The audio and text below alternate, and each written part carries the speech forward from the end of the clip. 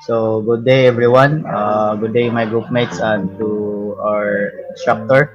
So for this video, we're going to do our semifinal, which is lab activity 3.2.2.4, navigating the Linux file system and permission settings.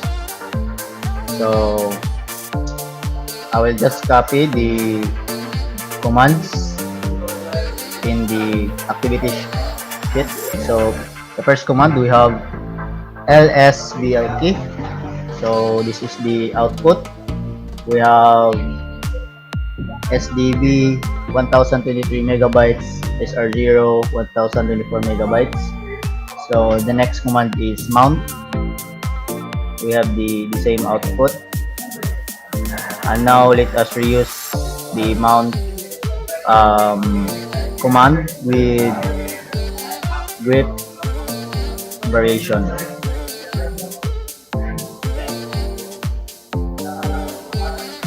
So as you can see, that is the output. The next command in the activity sheet would be cd dash and then ls minus l. So as you can see guys, the output is on my screen. So in the activity sheet, we have the first question. So the question is, what is the meaning of the output and where are the listed files physically stored? So anyone wants to answer? I will answer. So Mr. Yu.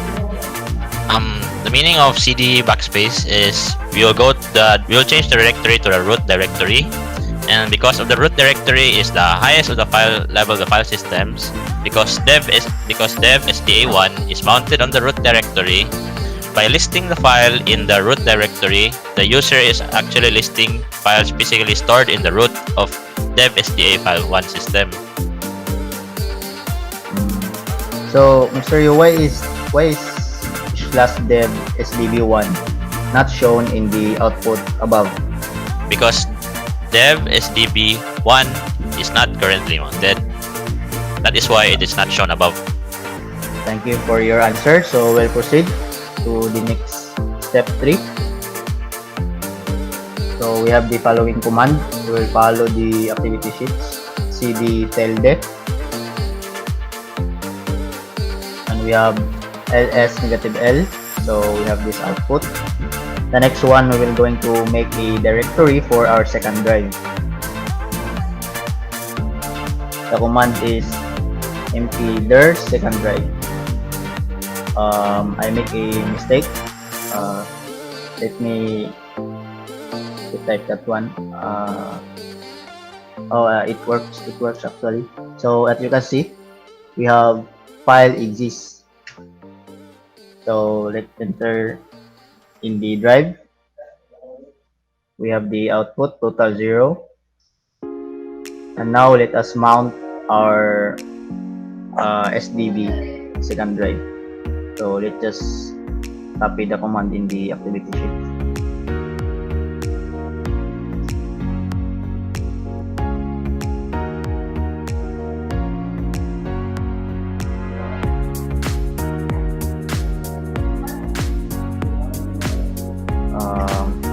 Wrong command.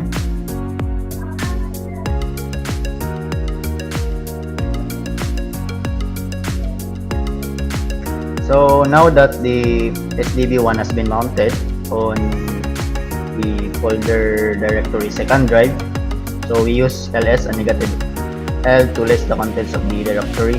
So we have this output on my screen. So the next question on the activity sheet is, why is the directory no longer empty, and why are the listed files physically? Where are the listed files physically stored? So anyone who wants to answer? I can answer that. Sir Mabao, please. Okay. I think after the mount, the directory, which is the second drive, becomes the entry point to the file system physically stored in the dev sdb1 directory. That's all. Thank you. Very straightforward. And now let's continue to the next command.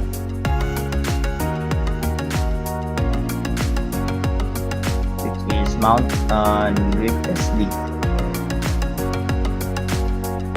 We have that output, and now let's try to unmount our drive.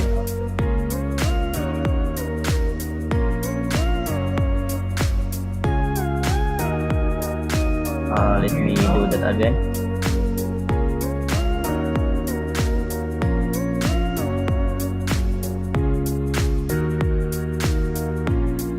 STB1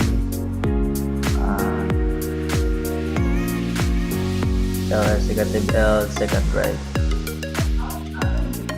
total 0. So there you have it, it's empty again. So we are done with our part 1. So let's move on to part 2, which is file permissions. Let me copy and paste the code from the sheet. So we have this script and we have the output. So as you can see in the screen, we have multiple files on the script. So based on the output, we have a question. So consider the sciops.mn file as an example. So we have that there on my screen, color white, sciops.mn. So the question is, who is the owner of the file, and how about the group? So anyone? Hello. Mr. Ibacarra? Yes. Owner of the file is the analyst, and also with the group, it is also the analyst.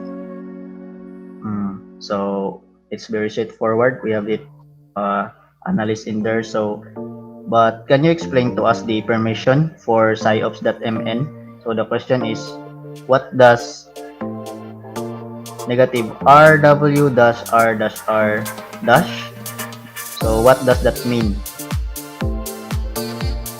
For the dash rw, it means that the owner of the file, which is the analyst user, read and write to the file but no execute. And for dash r dash, members analyst group other than the owner can read the file. No execution or writing is allowed. All other users are not allowed to write or execute that file. Thank you, Mr. Ibacarra. Now let's continue to the next command.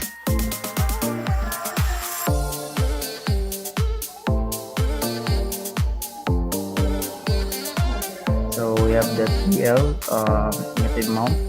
So let me just copy all the commands from here.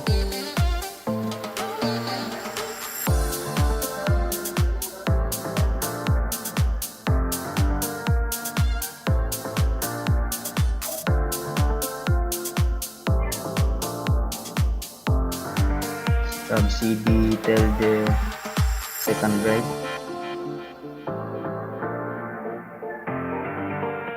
So let me just continue copying the code in the activity sheet.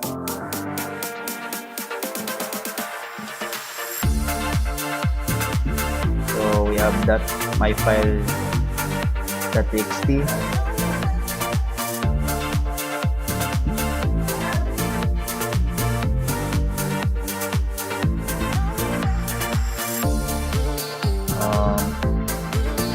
I made something wrong.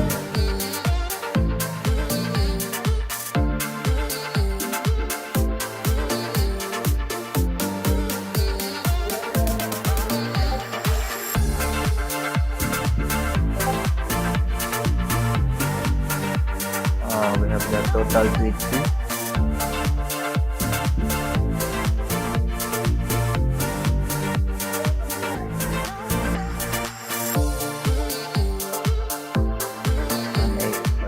Let's test the file. We have cut file for this time. So we have the output of it. Even though this file has been set in just for a while, it couldn't be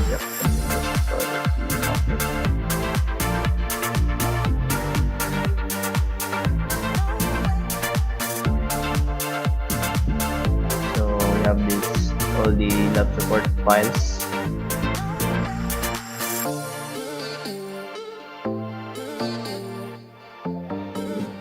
total of 580. So we have all of these.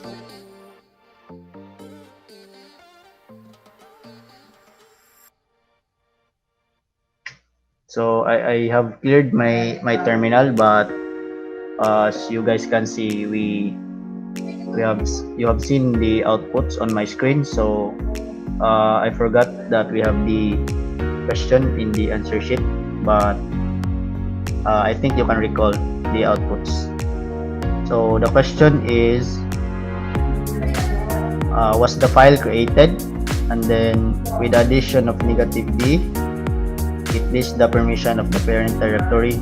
So what can be done for the touch command shown above to be successful? So anyone? I can answer. Yes, Mr. Cuenca. Okay, so the command can be executed as a root by typing sudo. It's sudo before the command. So what that does, it executes the command as root.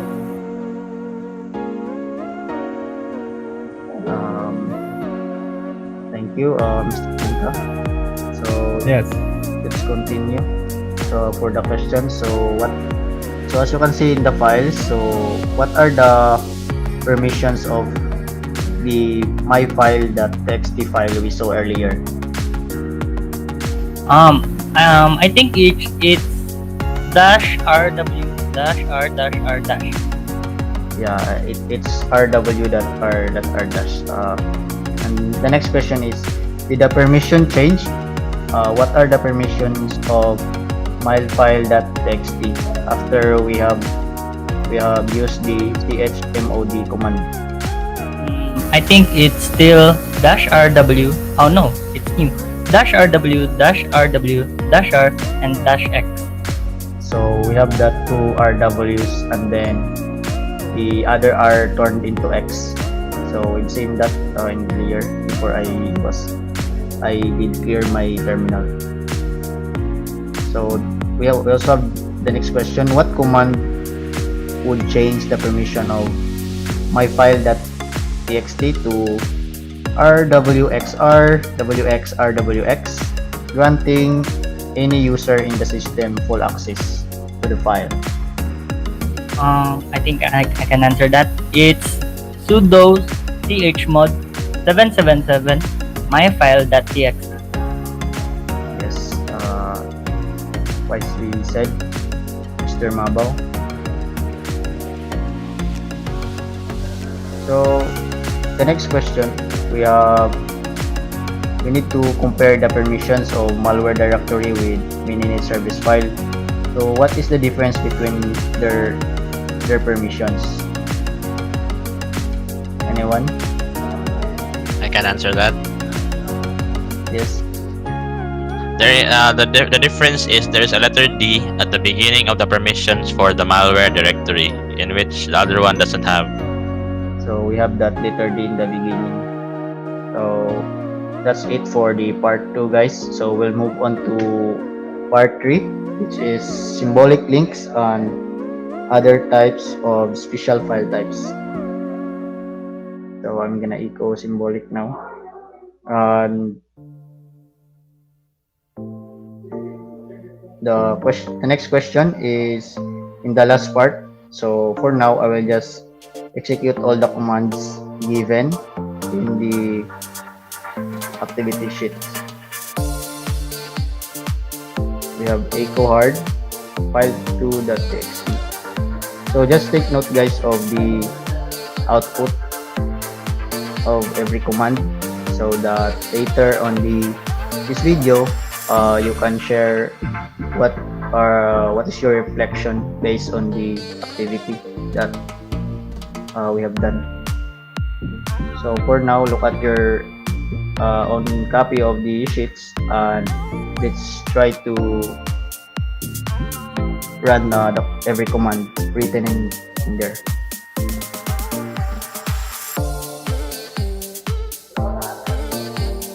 So now let's try to move the file 1. We have the command mv file.1txt. So we're going to move that to file1 new.txt.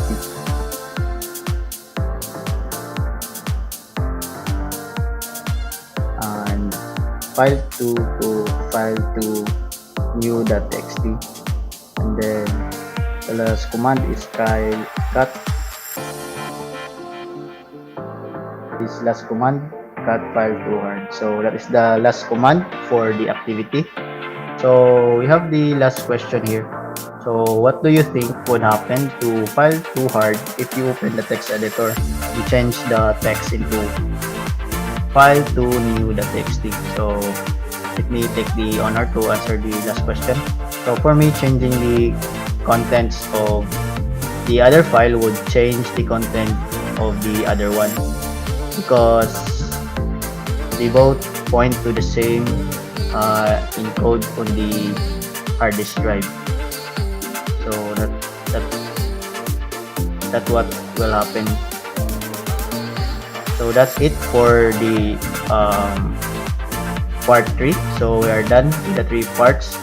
And for now, so based on the activity, we will going to have our reflection. So let me ask Mr. Mabao first for what is his reflection based on the activity. Okay. Based on the activity, my reflection is that I found out that after the mount, the directory basically becomes the entry point to the file system, which is that is physically stored in the other directory. I think that's all. Next, Mr. Yu, some reflection. My reflection is that the importance of the root directory is very important in manipulating files in the directory, and for the same reason as mounting and unmounting files. Thank you, Mr. Yu. So we have Mr. Ibacarra. What is your reflection?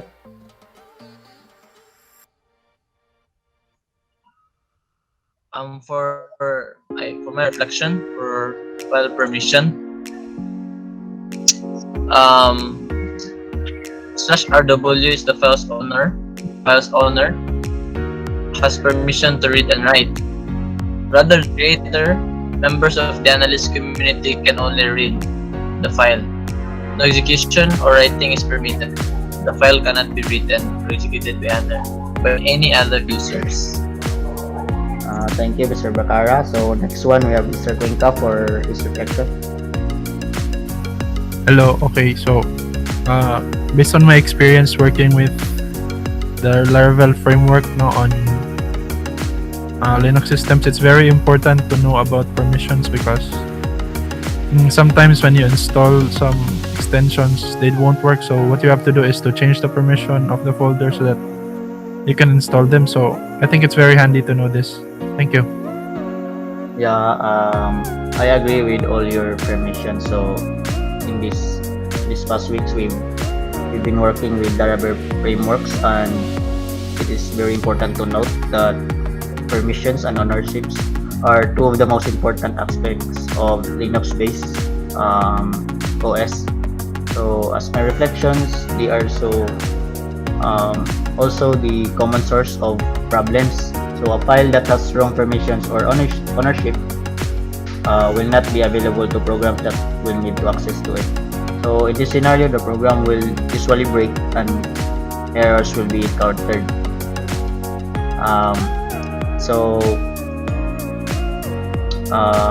Again, bear in mind, file permissions and ownerships are two of the most important aspects of Linux.